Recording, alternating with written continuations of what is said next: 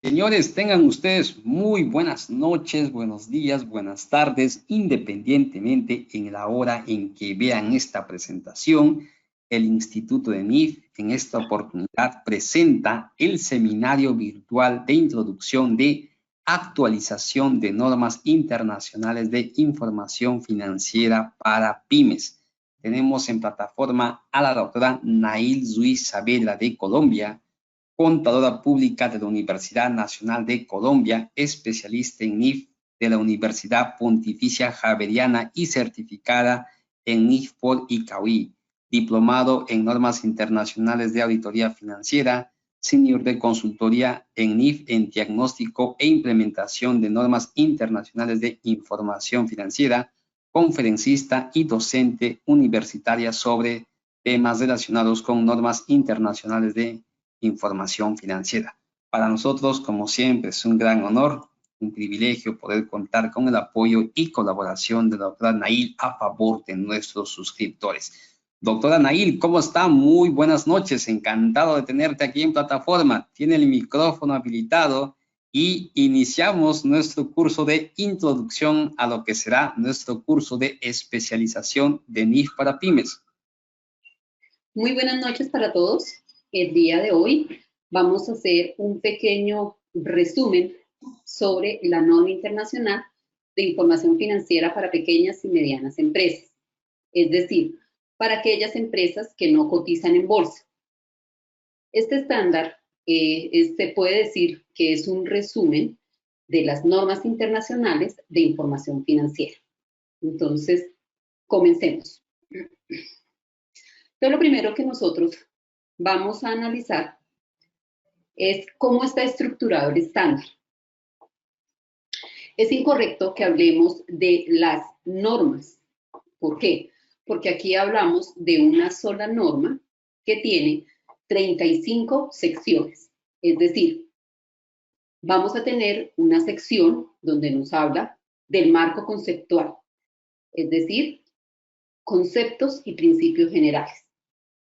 Es decir, nos puede dar una claridad sobre cuáles son los principios que se deben tener en cuenta para el reconocimiento de los estados financieros. Nos indica cuáles son los usuarios de la información financiera. Nos habla acerca de las características de la información financiera. Ya en la sección 3, 4, 5, 6, 7 y 8 nos habla acerca de los 5 estados financieros, al igual que la NIC 1, donde nos indica cuáles son los estados financieros principales. Entonces vemos en la sección 3, presentación de estados financieros. En la sección 4, el estado de situación financiera. En la sección 5, el estado de resultado integral y el estado de resultados. Pero recordemos un poco que el estado de resultado integral nos incorpora las partidas de otros resultados integrales. Ahora bien, como estamos ante un estándar que es NIF para pymes, solamente vamos a encontrar 3 partidas hoy. Entonces, a lo largo de esta charla y a lo largo del seminario que vamos a hacer, vamos a ver esas diferencias. Sección 6 nos habla de un estado de cambios en el patrimonio. No difiere de lo que nos habla la NIC 1. Sin embargo, la NIC 1 no contempla el estado de resultados y ganancias acumuladas. ¿Qué es ese estado de resultados y ganancias acumuladas? Básicamente, dice la norma, que si los movimientos patrimoniales solamente son por cambios en políticas contables, cambios en estimaciones, solamente tenemos el resultado del ejercicio, la empresa, la entidad, puede optar por presentar el estado de resultado integral y el estado de cambios en el patrimonio en uno solo. ¿Cómo se llama? Se llama estado de resultados y ganancias acumuladas. Pero ¿qué sucede? Si para el año siguiente tenemos un movimiento diferente a lo que nos indica la norma, pues tendríamos que presentar los 5 estados financieros. En la sección 9 vamos a ver un poco de qué son los estados financieros consolidados. Vamos a ver que hay muchas diferencias frente a lo que nos habla la NIF 10 de estados financieros consolidados. ¿Por qué? Porque la concepción de control tiene un cambio fundamental. La sección 10 nos habla de políticas contables, la sección 11 de instrumentos financieros básicos, es decir, ¿qué es un instrumento financiero básico? Es aquel contrato en el cual para una parte es un activo financiero y para la otra parte es un pasivo financiero. Entonces, por ejemplo, la empresa tiene una cuenta bancaria. Para nosotros lo vamos a reconocer como un activo financiero y lo vamos a presentar en el ítem de efectivo y equivalentes al efectivo. Pero, ¿qué sucede para el banco? Para la contraparte, en este caso que sería el banco, pues sería un pasivo, un instrumento financiero pasivo.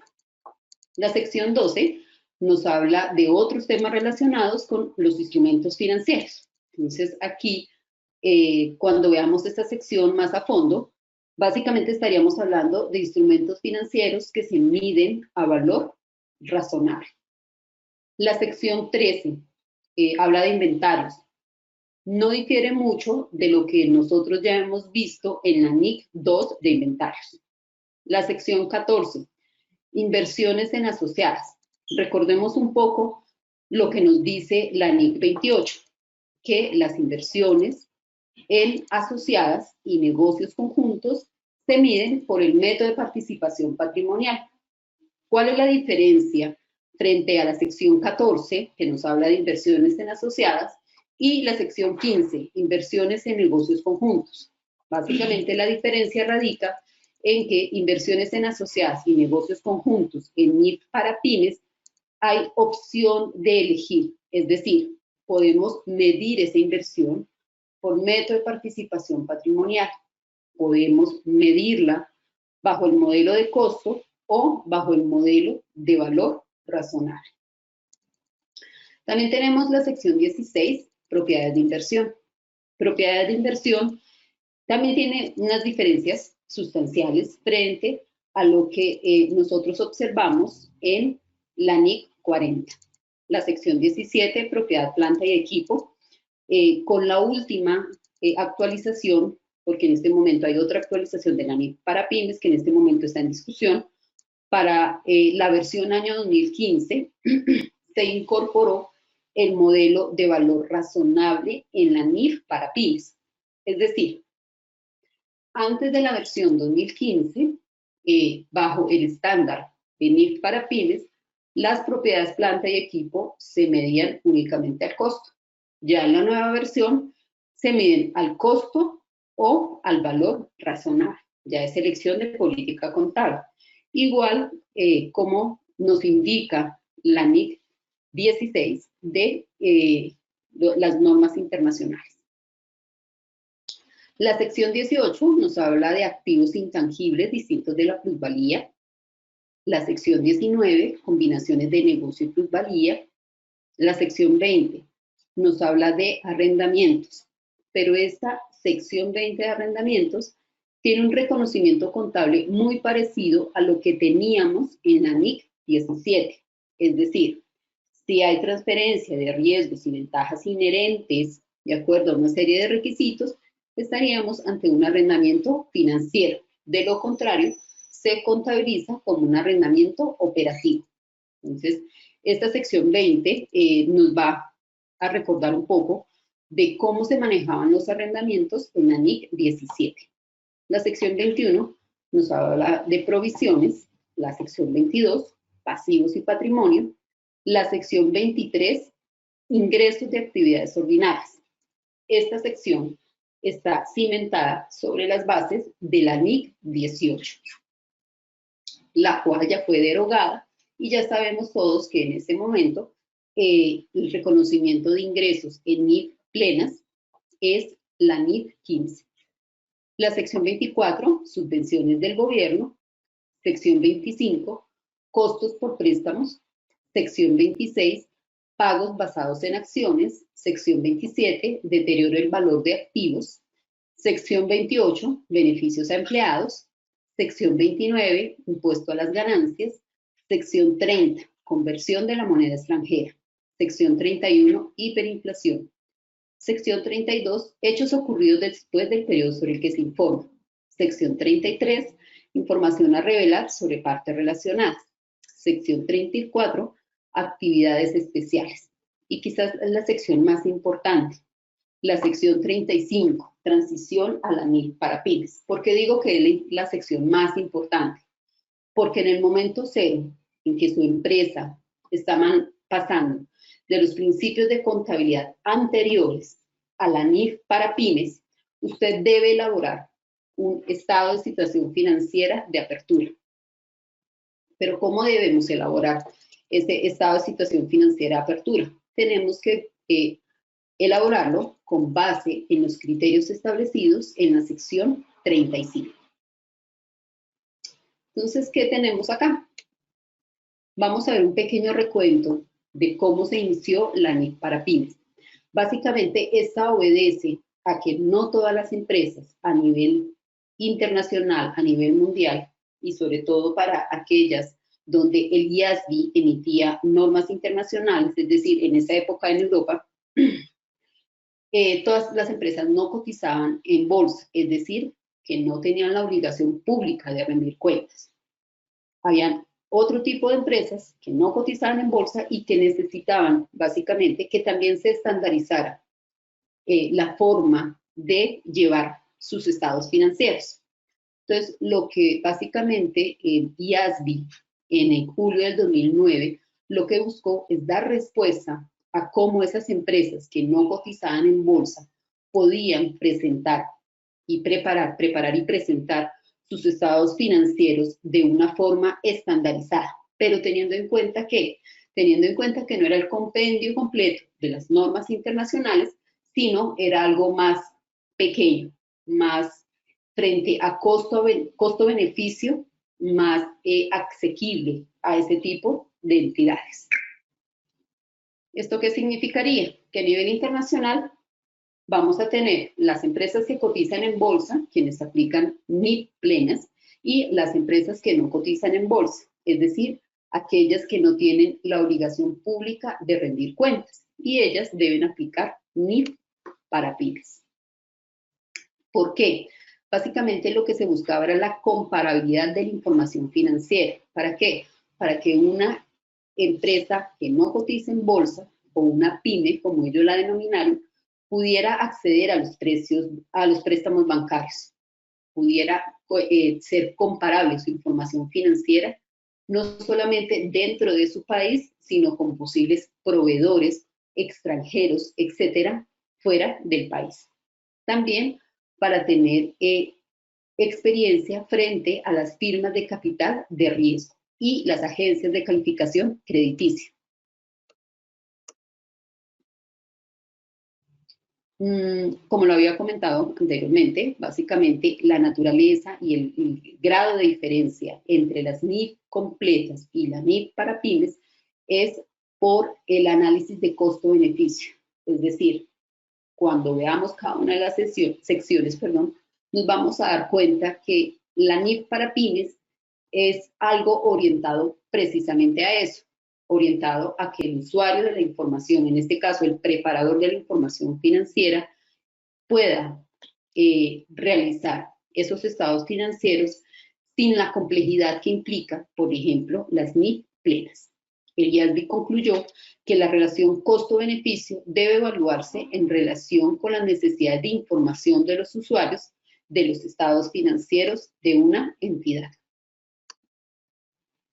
Entonces, esto lo dice la sección 1, nos habla acerca de qué es pequeña y mediana empresa. Entonces, lo primero que nos indica el estándar es que no tiene obligación pública de rendir cuentas, es decir, que no cotiza en bolsa y publica sus estados financieros con propósito de información general para usuarios externos.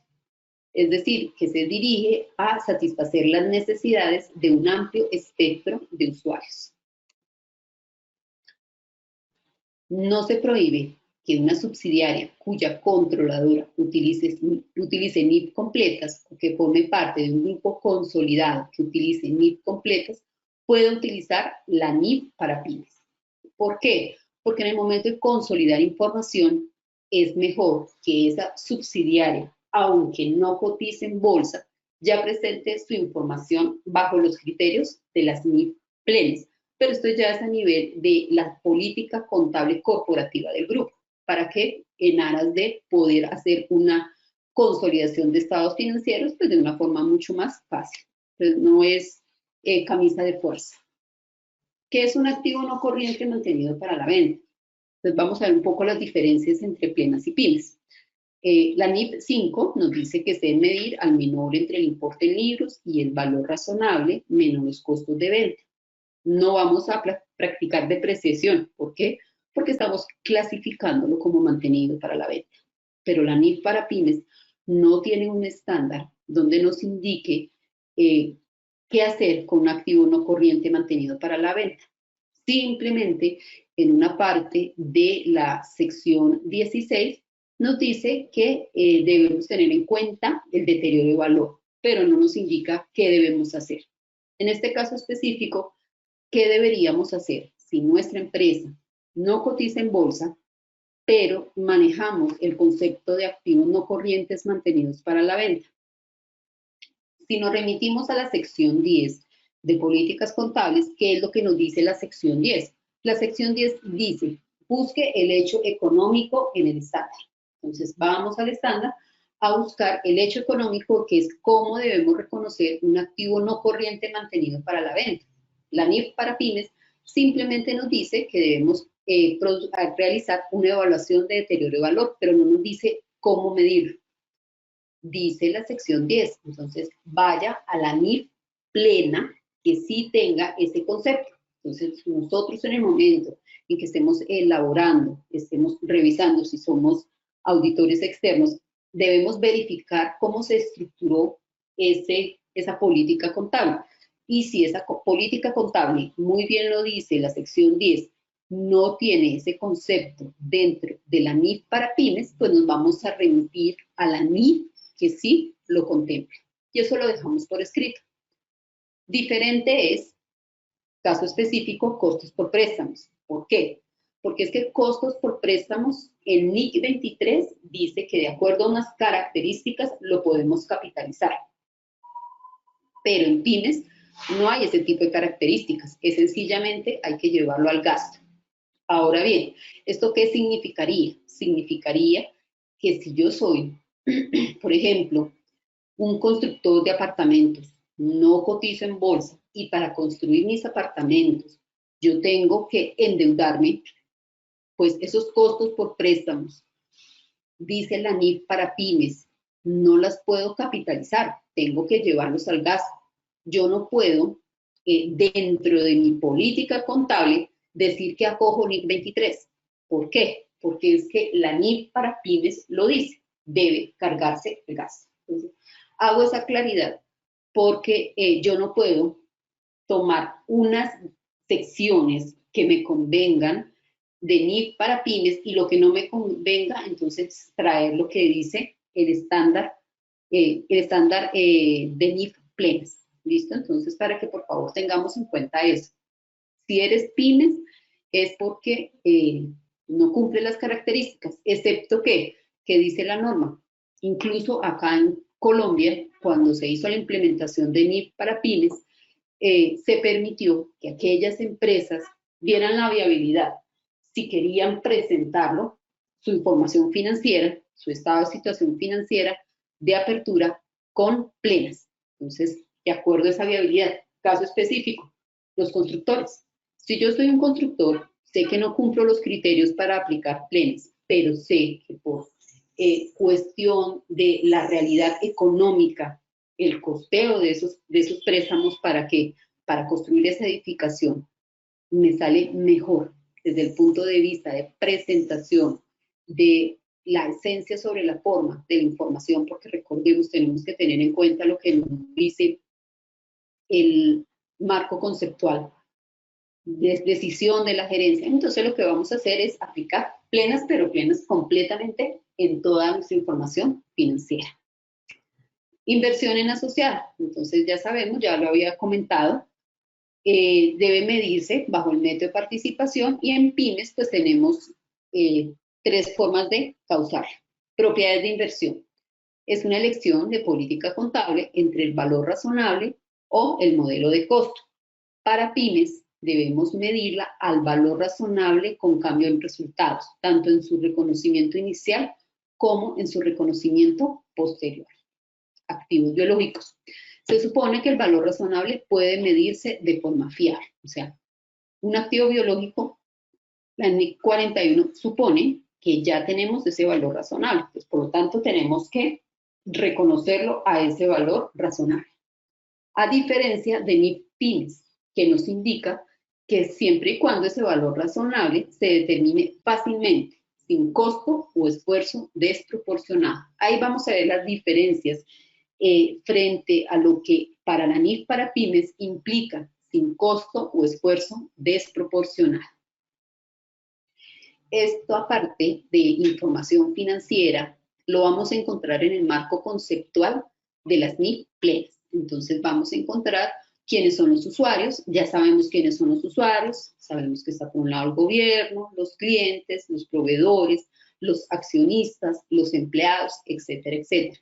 ¿Cuál es el objetivo de la información financiera? Tanto para plenas como para pymes. ¿Cuál es el objetivo? Presentar información financiera que sea útil, ¿para qué? Para la toma de decisiones económicas. ¿Cuáles son las características cualitativas de la información financiera? Pues que sea comparable, etcétera, etcétera. Que sea material, que sea útil, etcétera, etcétera. Vamos a verlo más adelante. ¿Cuáles son los postulados básicos?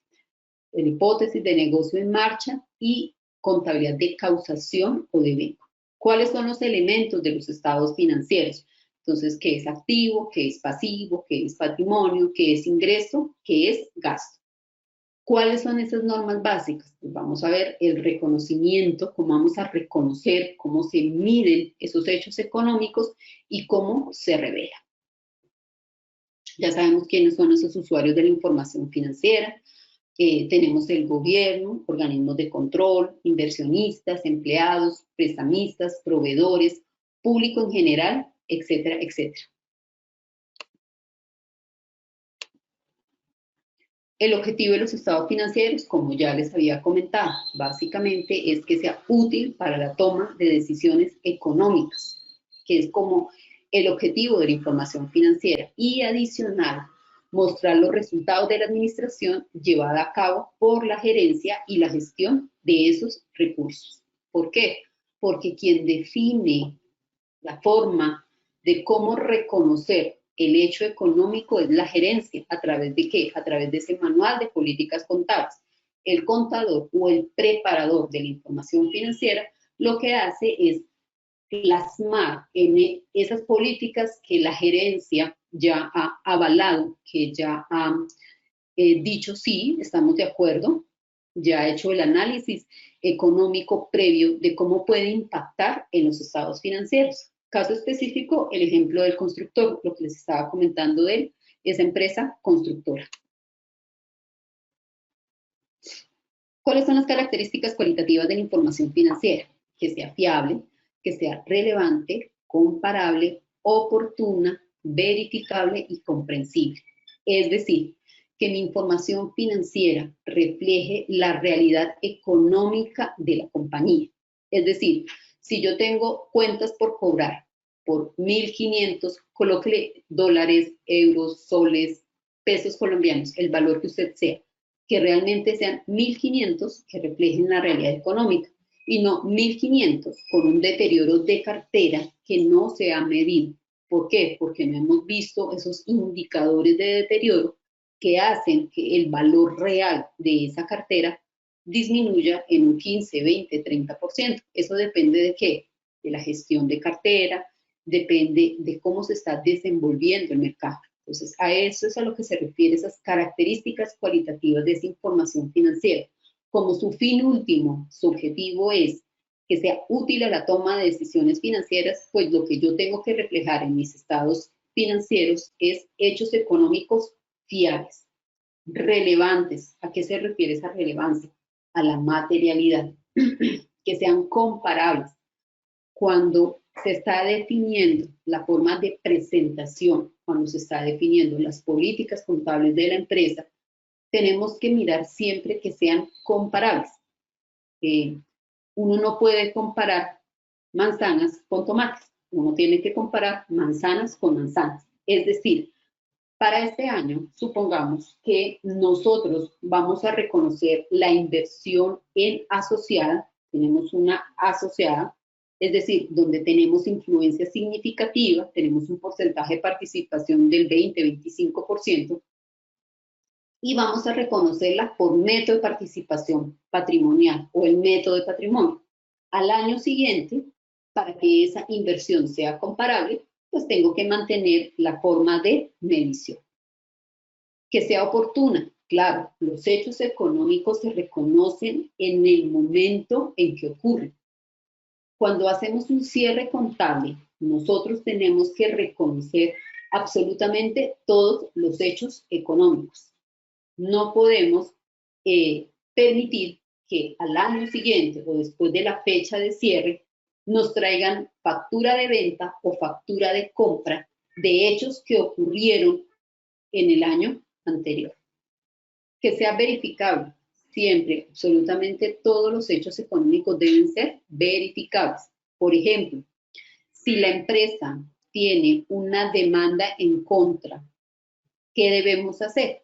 Vamos a la política contable. La política contable está con base en la sección 21. ¿Qué nos dice la sección 21? Que debemos constituir una provisión si cumple ciertos criterios.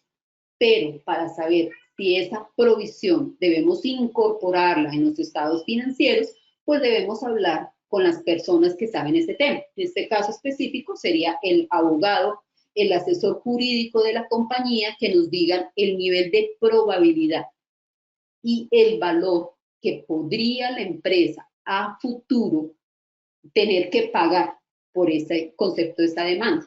Entonces, ¿cómo hacemos que la información financiera sea verificable? Pues con un informe de jurídica donde nos indique cuáles son esas características. Que sea comprensible. ¿Cómo es que la información financiera sea comprensible? Significa que nosotros tenemos que decir en las notas a los estados financieros, tenemos que colocar una declaración de cumplimiento donde le digamos a los usuarios, a los accionistas, a las personas que van a ver nuestros estados financieros sobre qué bases estamos preparando nuestros estados financieros. Entonces, como ya habíamos hablado, ¿qué es fiabilidad? Es que esté libre de error significativo y sesgo. Es decir, como les había dicho, que represente fielmente ¿qué? La realidad económica. ¿Por qué? Recordemos que esta es útil para la toma de decisiones económicas. Yo no puedo cerrar un estado financiero presentando una utilidad cuando sé que me faltó incorporar el informe del abogado, el informe jurídico donde dice que la empresa muy posible, bueno, probablemente debe pagar una demanda muy alta. Relevante. Entonces ya habíamos hablado un poco del tema. La información proporcionada en los estados financieros debe ser relevante para las necesidades de toma de decisión de los usuarios. La información tiene la cualidad de relevancia cuando puede ejercer influencia sobre las decisiones económicas de quienes la utilizan. Que sea material. Esa relevancia, esa materialidad, la vamos a ver un poco en la sección 3, donde vamos a ver cómo se presentan los estados financieros. Que sea comparable. Los usuarios deben ser capaces de comparar los estados financieros de una entidad a lo largo del tiempo. ¿Para qué? Para hacer el correspondiente análisis financiero. ¿Frente a qué? Frente a esa situación financiera, ese rendimiento, ese flujo efectivo, poderlo comparar entre diferentes entidades que se encuentren en el mismo mercado. Que sea oportuno. La oportunidad implica proporcionar información dentro del tiempo para la decisión. Es decir, tenemos que conseguir un equilibrio entre que sea relevante y que sea fiable. ¿Para qué? Para que satisfaga ese objetivo que tenemos de presentar una información que sea útil a la toma de decisiones económicas.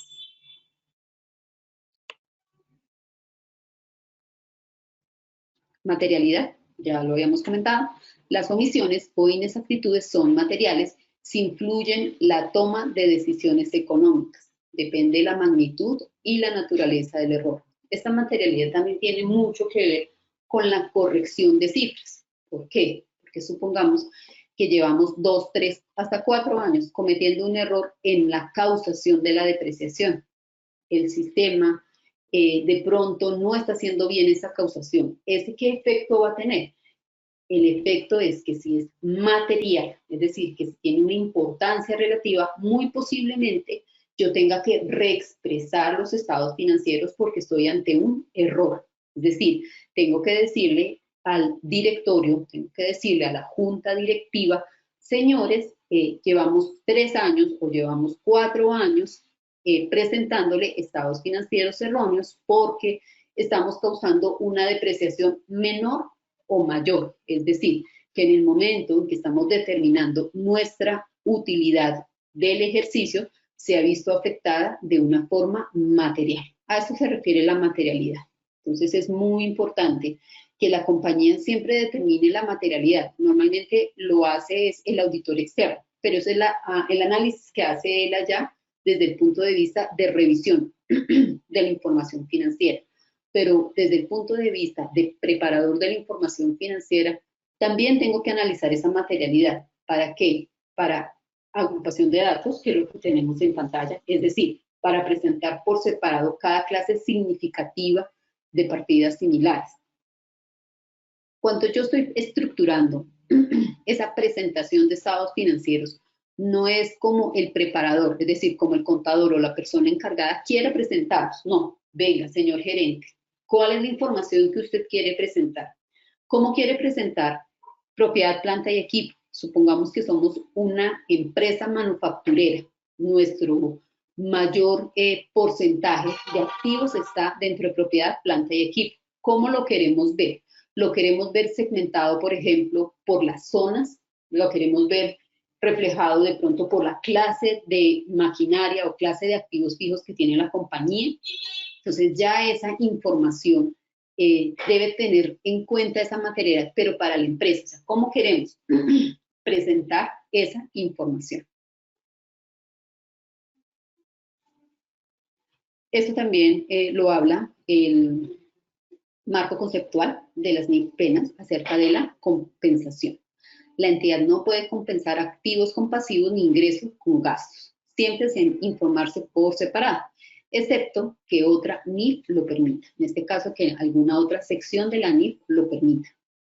¿Por qué? Porque limita la capacidad de los usuarios para entender las transacciones y limita la evaluación de los flujos futuros de la entidad.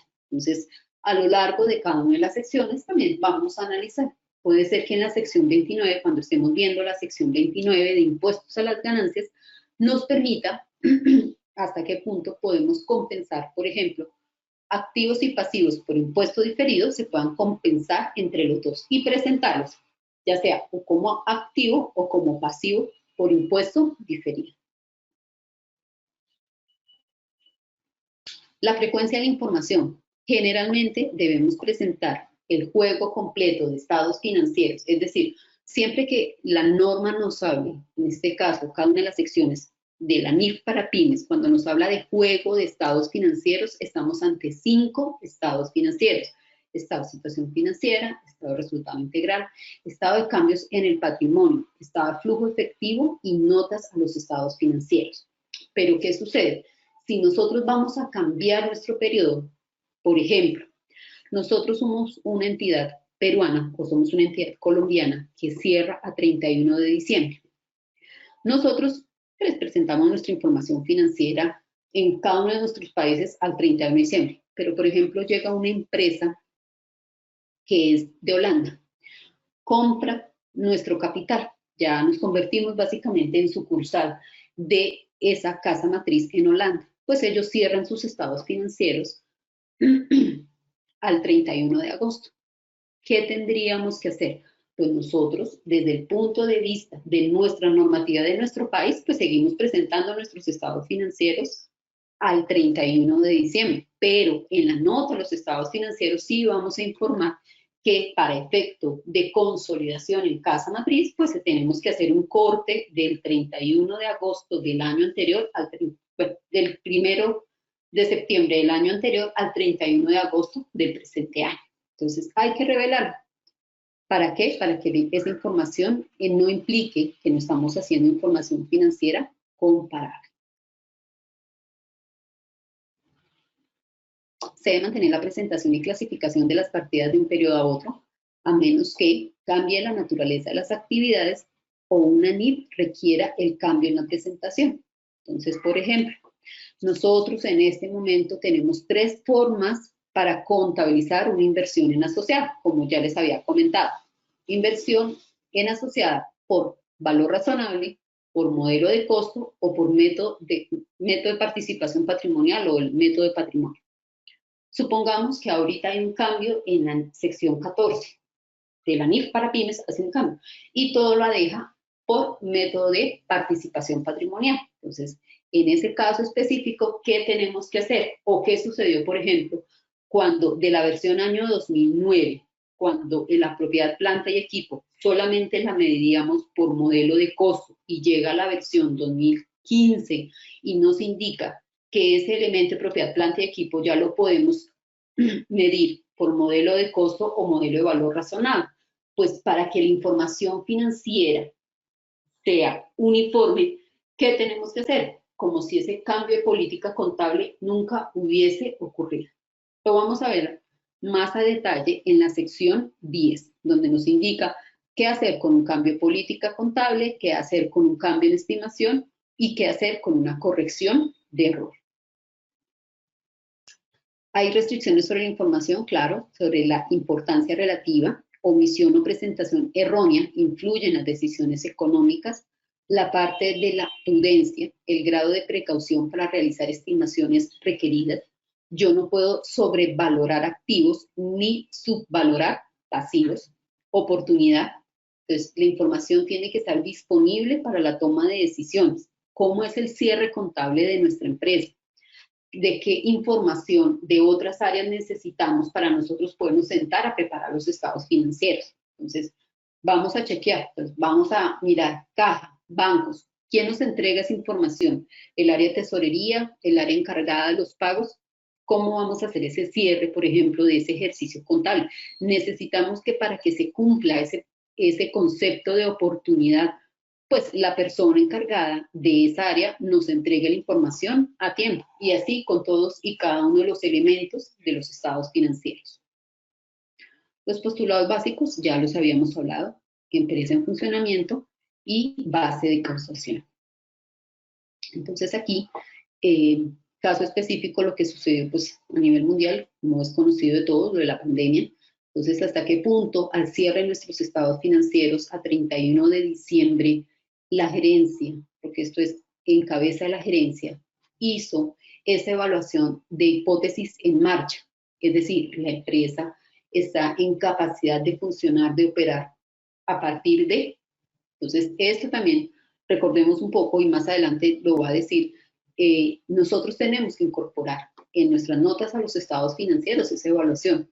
La responsabilidad obviamente es de la gerencia, pero se tiene que hacer un análisis bien concienzudo de cómo va a ser ese futuro predecible de las actividades de operación de la empresa. La base de causación, pues nosotros no trabajamos sobre contabilidad de caja, contabilidad de que reconocemos el hecho económico en el momento en que se paga el dinero o se recibe el dinero. Esa es la contabilidad de caja. Nosotros tenemos es una contabilidad de causación, es decir, se deben reconocer los estados financieros en el momento en que ocurra ese hecho económico. Hipótesis de negocio en marcha. Entonces, la gerencia debe evaluar la capacidad de continuar en funcionamiento. Si no, se debe revelar en notas a los estados financieros. Si definitivamente ya tenemos la certeza de que no vamos a continuar, entonces ya no los podemos preparar bajo la norma de NIF para pymes. ¿Por qué? Porque ya sencillamente se tomó la decisión, la gerencia tomó la decisión de cerrar. Entonces no vamos a poder aplicar la NIF para pymes. ¿Qué debemos tener en cuenta? El calendario de pagos de la deuda en caso que tengamos una deuda gigante, los factores relacionados con la rentabilidad actual y la esperada, el pronto acceso a los recursos financieros. Esta es la evaluación que tenemos que hacer, o desde el punto de vista de la gerencia, tiene que ser ¿para qué? Para informarnos y en el momento en que nosotros estemos preparando nuestros estados financieros, pues revelarlo en los estados financieros. Ya sabemos que es la base de acumulación de devengo. La entidad debe reconocer los elementos de los estados financieros cuando cumplan los criterios de definición y reconocimiento. ¿Cuáles son los elementos de los estados financieros? Eso sí ya lo sabemos todos, simplemente los voy a enumerar, no voy a entrar en mayor detalle. ¿Qué es el activo? Pues básicamente siempre lo vamos a asociar con recursos controlados por la entidad. ¿Qué es el pasivo? Obligaciones presentes. ¿Qué es el patrimonio? Pues esa participación de los activos después de deducir los pasivos. ¿Qué es un ingreso? Entonces, los ingresos aumentan los beneficios económicos, incrementa el valor de los activos o el decremento en los pasivos. ¿Qué son los gastos? Una disminución de los beneficios económicos, incrementa por el incremento del valor de los pasivos o el decremento en el valor de los activos. Y esto es importantísimo. Siempre que ustedes vayan a analizar un hecho económico, lo primero que tienen que analizar es que cumpla los criterios de reconocimiento. Es decir, que este hecho económico, llámese activo, llámese pasivo, es probable que de cualquier beneficio económico asociado con la partida llegue o salga a la empresa. Entonces, vamos a ponernos un poco en un activo intangible. Entonces, nosotros tenemos un activo intangible. Ese activo intangible es generado o formado dentro de la compañía. Entonces, colocamos a una persona a montar un software y ese software no lo vamos a patentar, es decir, no lo vamos a vender a terceros, sino es para que funcione un activo fijo de la compañía. Entonces, sin ese software, ese activo fijo no funciona. Entonces, la primera pregunta que tenemos que hacer, esas erogaciones de dinero que estamos incurriendo para constituir ese intangible, ese software, es probable que ese beneficio económico asociado con esa partida llegue a la compañía. Claro que va a llegar. ¿Por qué? Porque tenemos un activo fijo sin el cual, sin ese software, no va a funcionar. Entonces, ¿cómo lo vamos a ver? Lo vamos a ver en el momento en que usemos ese activo. ¿La partida tiene un costo o valor que pueda ser medido de forma fiable? Claro que sí, claro. La mano de obra lo podemos costear, si necesita materiales bajo el supuesto que necesite materiales, etcétera, etcétera. Entonces, ese criterio de reconocimiento aplica activo, pasivo, ingreso o gasto. Excepto que, perdón, tengamos algunas excepciones, que eso lo vamos a ver a lo largo de cada una de las secciones respectivas. Las bases de medición, pues vamos a hablar un poco de costo histórico, de valor razonable, la definición de lo que es valor razonable. También vamos a hablar acerca del reconocimiento inicial. Entonces, la entidad medirá activos y pasivos al costo, o a menos que esta NIF requiera la medición inicial sobre otra base como el valor razonable, que es el ejemplo cuando les comenté sobre propiedad de inversión. En propiedad de inversión nos decía que tenemos que reconocerla a valor razonable en pymes. Reconocimiento posterior. Entonces, ¿qué tenemos que ver en el reconocimiento posterior? Entonces, tenemos activos y pasivos financieros. Activo financiero, una cuenta por cobrar. Pasivo financiero, una cuenta por pagar. Entonces, el activo financiero, esa cuenta por cobrar, pues debemos medirla a ese costo amortizado. Entonces, vamos a ver en la sección 11 cómo debemos hacer ese costo amortizado. La propiedad, planta y equipo. Entonces, tenemos nuestra nuestros activos fijos de la compañía, vamos a cerrar el ejercicio. ¿Qué es lo que tenemos que hacer para el cierre de nuestros estados financieros teniendo en cuenta nuestros activos fijos? Pues la persona encargada de activos fijos, lo primero que tiene que hacer es hacer una revisión, un chequeo de la existencia de indicadores de deterioro de fuente interna y fuente externa. Si hay indicadores de deterioro, pues el valor en libros que tiene esa propiedad, planta y equipo, no puede estar por encima de ese importe recuperable. Eso lo vamos a ver también más adelante. Entonces, en ese reconocimiento posterior, en esa presentación de nuestros estados financieros en el momento del cierre es validar que ese valor en libros que nosotros tenemos frente a si hay deterioro, ese importe recuperable. Lo mismo sucede con los inventarios. Los inventarios, dice la norma, que se deben medir al menor entre el costo y el valor neto realizable, que es lo que vimos en NIC 2. Pues aquí en la sección 13 vuelve y nos indica, y pasivos no financieros. Entonces, se medirán por la mejor estimación del importe que se requeriría para liquidar la obligación en la fecha sobre la que se importa. No sé, doctor Edu, si hasta aquí tenemos preguntas. Si tenemos algunas preguntas, doctora, voy a leerle, por decir, la pregunta de César. Doctora, buenas noches. ¿Puede una empresa que no cotiza en bolsa aplicar las NIF plena y no aplicar las NIF para pymes? Si cotiza en bolsa, tiene que aplicar plenas, necesariamente. Lo que puede hacer, como en el ejemplo que les comentaba, es que si tiene subsidiarias y las subsidiarias no cotizan en bolsa por efecto de presentación, en este caso por efecto de consolidación con la subsidiaria también puede presentar plenas. Bien, la siguiente pregunta de si quiere, ¿las empresas constructoras por su tamaño usarían NIF plenas?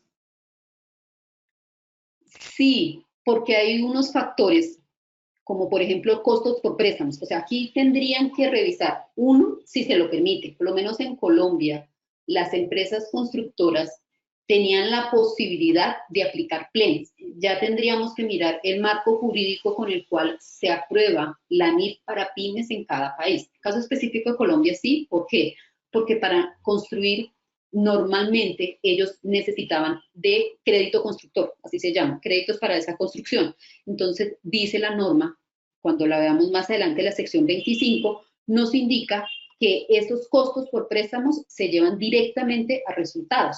Si nosotros vamos a ver la NIC 23, pues esta nos indica que se pueden capitalizar, teniendo en cuenta pues una serie de características, pero sí sería importante que se analizara de cara a la información financiera que la empresa desea presentar. O sea, hay que mirar como un estudio de factibilidad, siempre y cuando, pues, como les digo, en el caso específico de Colombia sí se permitía.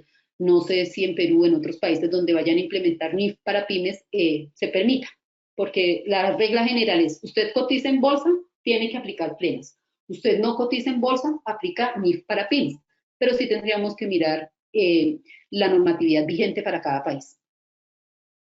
La siguiente pregunta de Ezequiel, doctora Nail, ¿qué quiere decir medida a su valor razonable con cambios en resultado?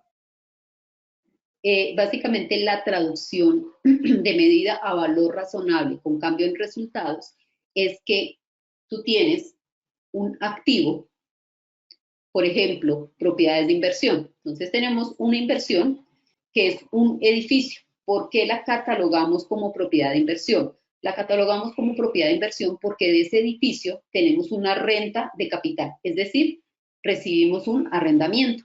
Entonces, en nuestros estados financieros, ese edificio va a aparecer como propiedad de inversión. ¿Qué dice la norma? Que tenemos que medirla, o sea, reconocerla en los estados financieros al valor razonable con cambio en resultados. Entonces, a hoy hicimos nuestro estado de situación financiera de apertura y ese edificio costó 1.500. Unidad monetaria cualquiera, del país que sea, 1.500. Cerramos nuestros estados financieros. Eso fue, supongamos que en septiembre, que teníamos no, coloquémoslo 1 de enero, porque normalmente el ESPA siempre es 1 de enero. Entonces, el 1 de enero valía 1.500 y quedó nuestra propiedad de inversión en 1.500. Cerramos los estados financieros, preguntamos cuánto es el valor razonable. El valor razonable de esa propiedad de inversión no es 1.500, es 1.600. ¿Qué debemos hacer? Cuando la norma nos dice valor razonable con cambio en resultados, lo que vamos a hacer es llevar un mayor valor, porque ya no vale 1.500, sino 1.600, llevamos esos 100 a la cuenta propiedades de inversión para que quede a precio de mercado. Pero la contrapartida, es decir, ¿a qué cuenta lo vamos a llevar? Lo vamos a llevar a una cuenta de ganancia por ese valor razonable. Diferente es si estuviéramos hablando del modelo de valor razonable de propiedad, planta y equipo. Si ese edificio no es una propiedad de inversión, sino es propiedad, planta y equipo, el modelo de valor razonable implicaría que esos 100, esa diferencia entre 1.500 y 1.600, esos 100, no lo vamos a llevar como una ganancia, como un ingreso, como otros ingresos, porque no es un ingreso de actividades ordinarias, sino es otro ingreso. ¿Dónde lo llevaríamos? Lo llevaríamos a una partida que se llama otros resultados integrales. Entonces, a eso se refiere. Cuando nos habla de valor razonable, es que valor razonable llevada a resultados, ese llevada a resultados es que tú no la vas a llevar al patrimonio, sino la vas a llevar como una ganancia o como una pérdida. ¿Por qué? Porque es una variación en ese valor razonable.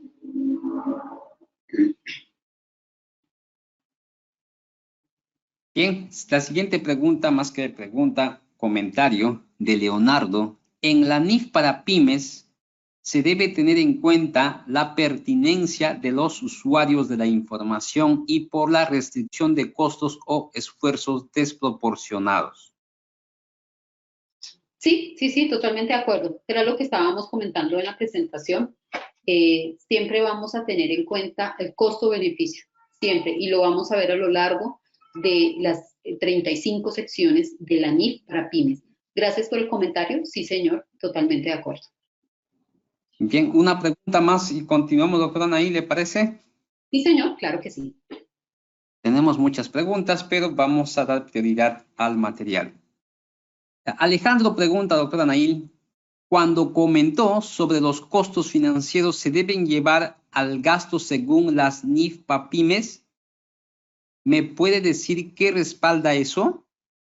En el entorno que la empresa se dedique a construir y sabiendo que no tiene ingresos hasta que termina la construcción y arrienda o vende las áreas construidas. Muchas gracias. Exacto. Precisamente ahí era donde les decía que se mirara la viabilidad de aplicar NIC 23, porque NIC 23 sí permite esa capitalización.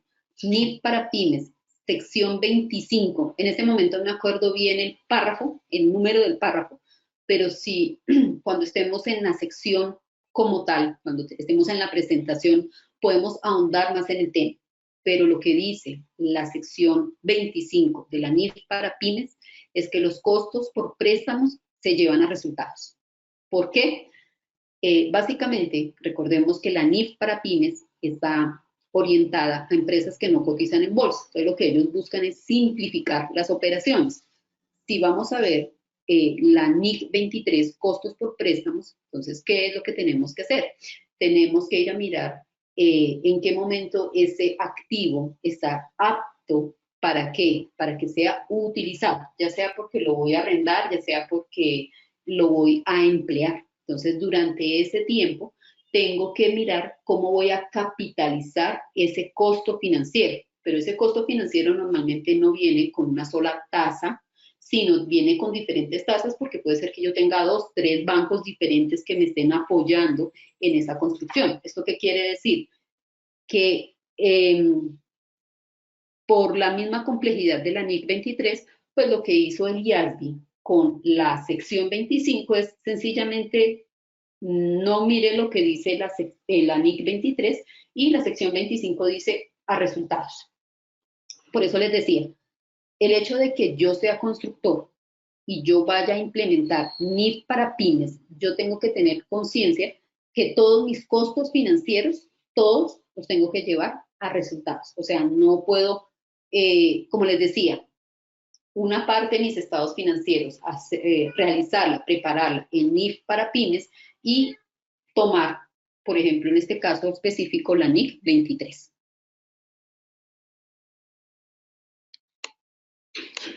Continuamos, doctora Nail. Perfecto, sí, señor, sí, porque está larga la presentación.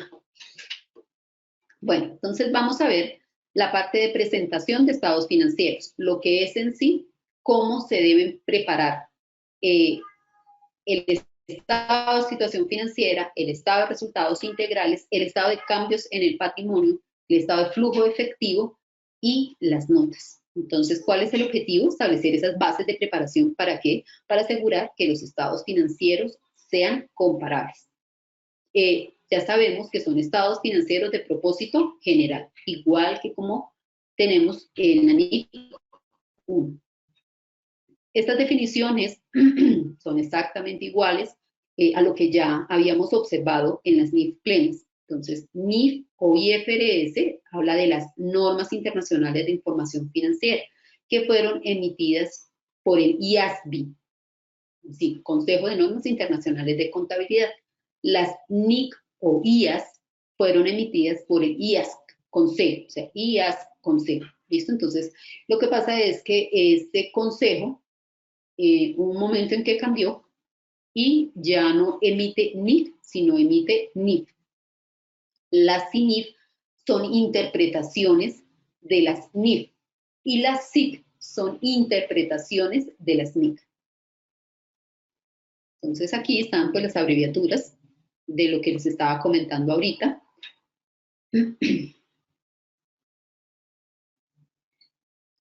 Estados financieros de información general, ya lo hemos dicho en la sección 2 de conceptos y principios. Aquí en la sección 3 nuevamente nos indica que son estados financieros con el fin de satisfacer un grupo grande de usuarios, no realizado a la medida de necesidades específicas.